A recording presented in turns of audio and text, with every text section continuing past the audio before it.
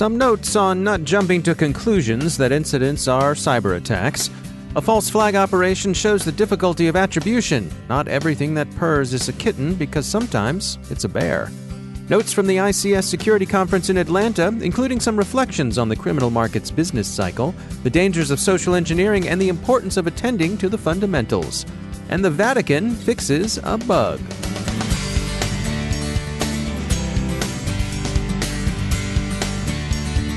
And now a word from our sponsor, ExtraHop, delivering cloud-native network detection and response for the hybrid enterprise.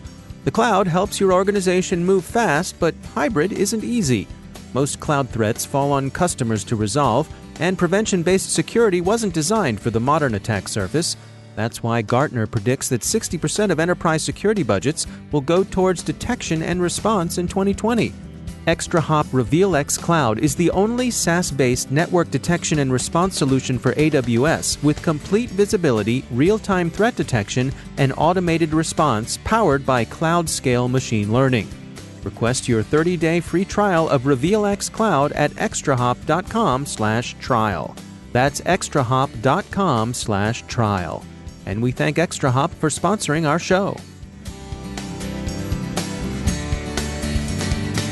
Funding for this CyberWire podcast is made possible in part by McAfee, security built by the power of harnessing 1 billion threat sensors from device to cloud, intelligence that enables you to respond to your environment, and insights that empower you to change it.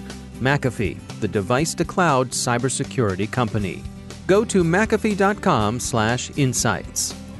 From the CyberWire studios at Data Tribe, I'm Dave Bittner with your CyberWire summary for Monday, October 21st, 2019. The CyberWire has some of our folks down in Atlanta this week for the 2019 ISC Security Conference, which opened this morning. Before we talk about some of today's sessions, however, it's worth discussing some news that broke over the weekend that's directly relevant to ICS security. We're all familiar with the difficulty surrounding attribution. It's the familiar fog of war, and the related but less often discovered glare of war, the way in which having too much information can blind you to what's really going on. So here's some fog of war that blew in over the weekend. Often there's uncertainty with respect to whether an incident involves a cyber attack at all, and that was the case with an incident in Iran. A social media report out of Iran yesterday said that a refinery fire in that country was caused by a cyber attack, but these reports remain unconfirmed. And note that the Twitter thread's assertion that the incident is confirmed doesn't really count. Reuters, sourcing Iranian state media, said there was a fire in a canal carrying waste from the Adaban refinery, but that the fire was under control. In this respect, ICS security firm Dragos blogged caution in accepting reports of a cyber attack at face value.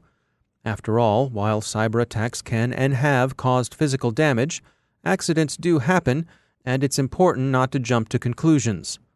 That holds true of attribution as well. Another example of the difficulty of attribution may be found in a joint report issued this morning by the UK's NCSC and the US NSA. The agencies find that the Russian government group Turla, also known as Venomous Bear, White Bear, Snake, Waterbug, and Ouroboros, hijacked Iranian tools to mount an effective false flag operation in which Turla effectively posed as APT-34, or Helix Kitten. The espionage operation not only used APT-34 backdoors, but also prospected known APT-34 victims. According to Reuters, the NCSC says it's not aware of any official attributions influenced by the misdirection, but officials point out that the discovery should serve as a caution against hasty attribution. Compare a similar false flag during the last Winter Olympics held in South Korea, when Russian services impersonated North Korean operators. Wired is running a long series on that incident that's worth a look. We note that the joint warning seems consistent with the recently announced determination of NSA's Cybersecurity Directorate to engage the public more directly. To return to the Atlanta ICS Security Conference, we heard some interesting presentations during the first morning. If there's one overarching lesson the speakers agree on, it's the importance of paying attention to the fundamentals. Bruce Bilodeau of Rockwell Automation subsidiary Maverick Technologies presented an overview of the darknet and what those concerned with ICS security should know about it. The basic problem from an ICS perspective is the way in which sensitive information and hacking tools can be propagated across the black markets that establish themselves in the darknet.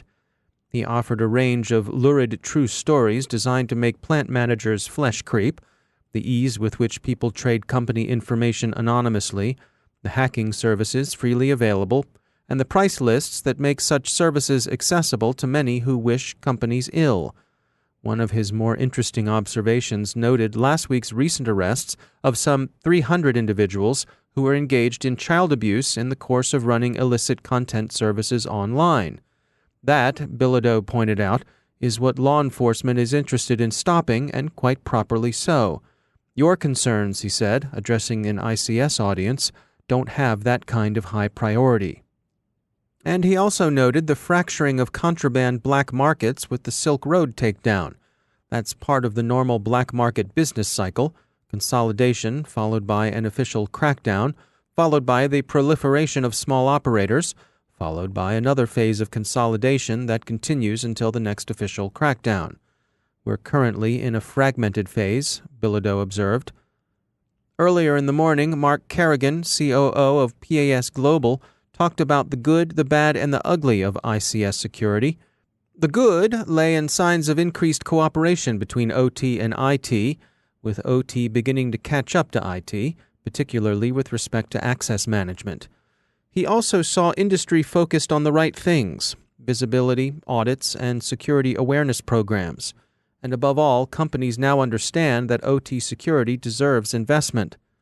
The bad is that attacks on OT are no longer just collateral damage. Threat actors, especially those run by nation-states, are now researching OT systems and developing attacks designed specifically for those systems. And then there's the ugly, chiefly the confusing OT security market, and the tendency companies have to fixate on shiny objects, the latest buzzwords and trends. We also find, Carrigan observed, that solution results seem to fall short of expectations, and too much information overwhelms understanding. Too much focus on detection is also ugly. Basic protection and recovery mechanisms can have massive risk reduction.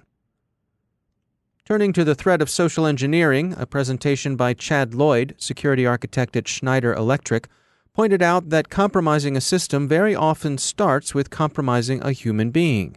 Social engineering enables the attacker to leapfrog not only cyber defense in depth, but even expensive physical security measures.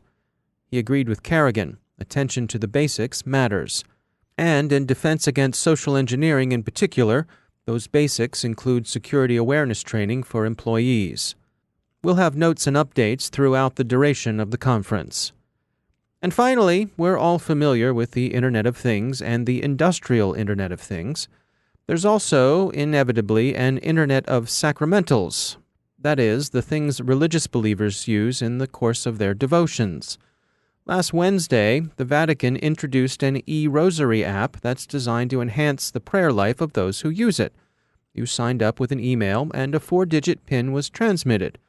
Unfortunately, that PIN was easily intercepted, and once intercepted could give an attacker access to all the information the Android app requested.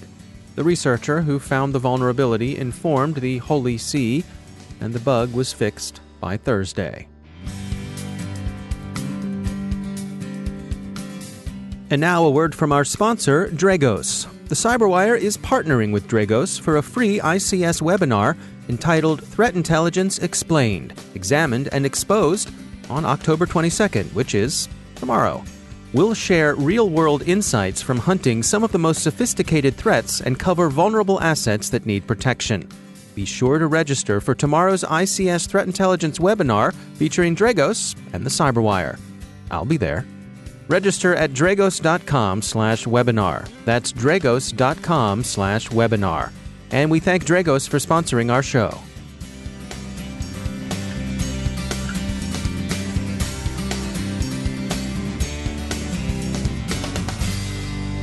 And joining me once again is Joe Carrigan. He's from the Johns Hopkins University Information Security Institute, also my co-host on the Hacking Humans podcast. Joe, it's great to have you back. It's good to be back, Dave. I had an article come by. This was from the MIT Technology Review, and it was about how easy you are to track down even when your data has been anonymized. Article by Charlotte G.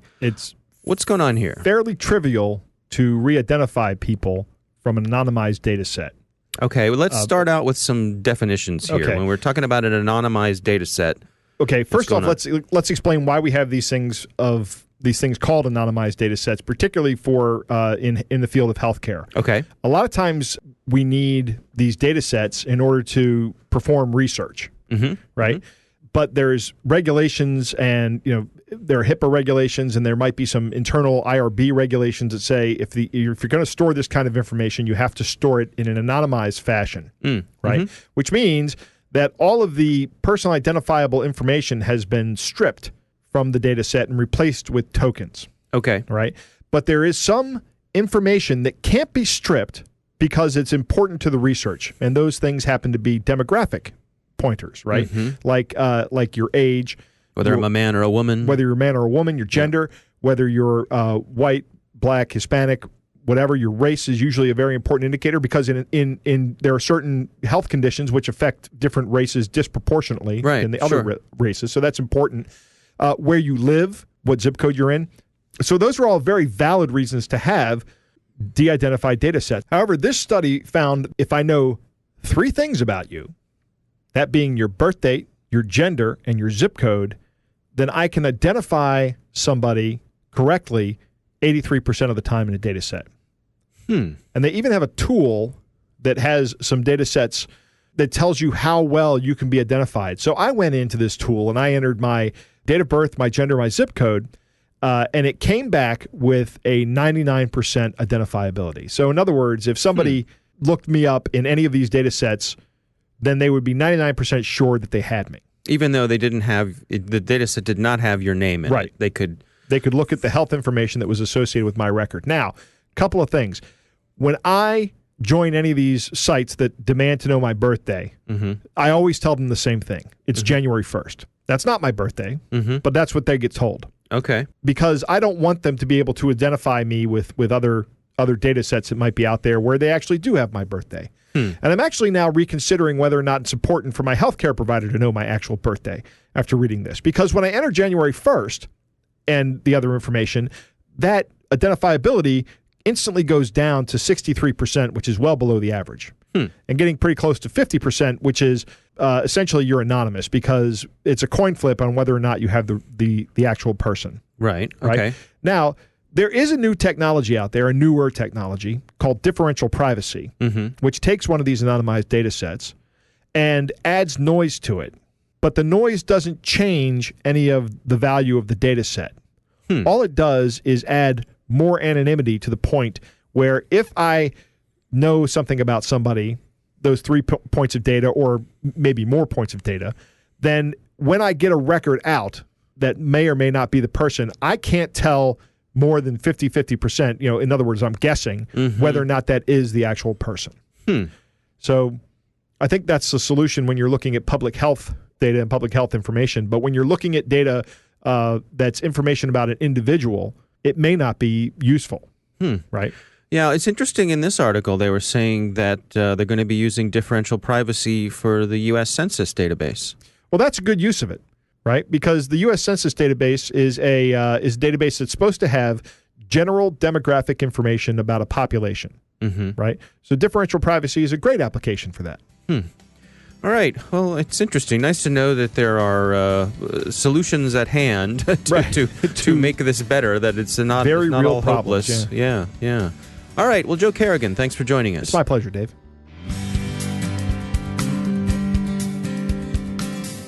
And that's the CyberWire. Thanks to all of our sponsors for making the CyberWire possible, especially our supporting sponsor, Observit, the leading insider threat management platform.